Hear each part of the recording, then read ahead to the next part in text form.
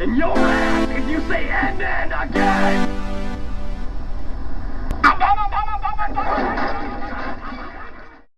So the first thing that you're going to need to do is get up this trim piece, and there's just a whole bunch of panel clips holding it in. There's one there, and then you basically pull straight up on it and it pops right out. This is a panel clip. These are all over the place back here in your trunk, as well as up front. If you want to take off any kind of dash components, you have to figure out how these things work. It's fairly simple. You can either use a fingernail and pry out this centerpiece, which is easier said than done.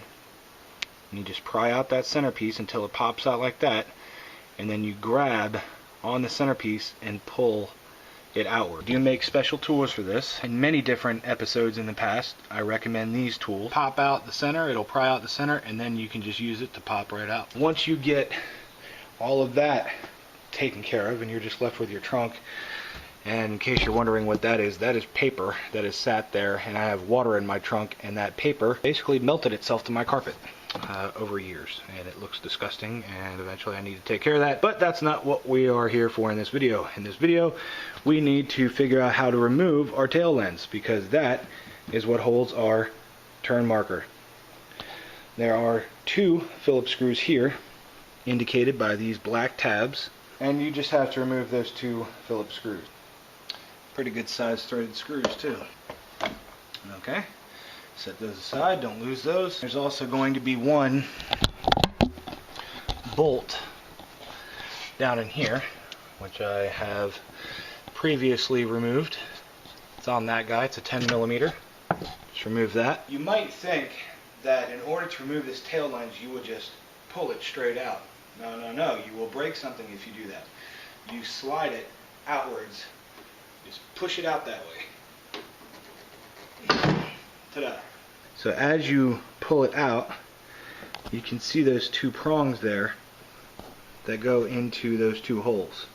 So if you were to try and pull it out straight back towards the back of the car, you would end up breaking off those prongs. Now they're pretty heavy duty metal prongs, so it's basically just to let you say, no, it's not going to come out that way. You have to go sideways. And of course there's going to be connectors which are to your bulbs. Now it's going to be different for the 5th gen, because some of the 5th gens have this clear part up here. I believe that's for the 2000 to 2002 version, has that clear part up here. For the 98 to 99, I believe that clear part is still on the bottom.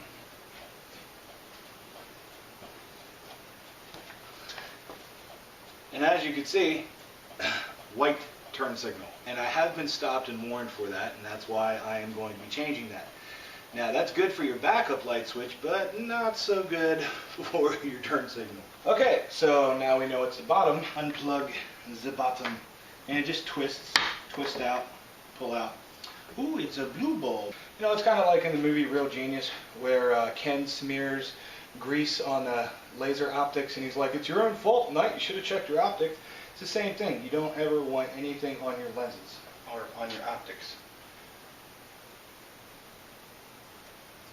And these just twist unlock. And it says 1156. So we're good there.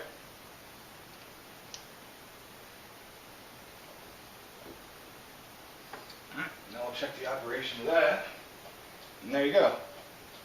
And then you just plug it right back in. Alright. And then you just line up your 2 little notches there. Push that back into place. Get your 2 black screws. Screw those down. And this one has a washer. It goes on that bolt. And then you just screw your nut back on. I just use a little 10mm wrench on this guy. Because this post is so long, it's not going to allow you to put a socket on there. So for something like this, you just need a little 10mm wrench. And just get that hand tight. You're good to go. Just repeat on the other side. And that is how you replace your tail light bulbs. But this kind of blink actually improves your life.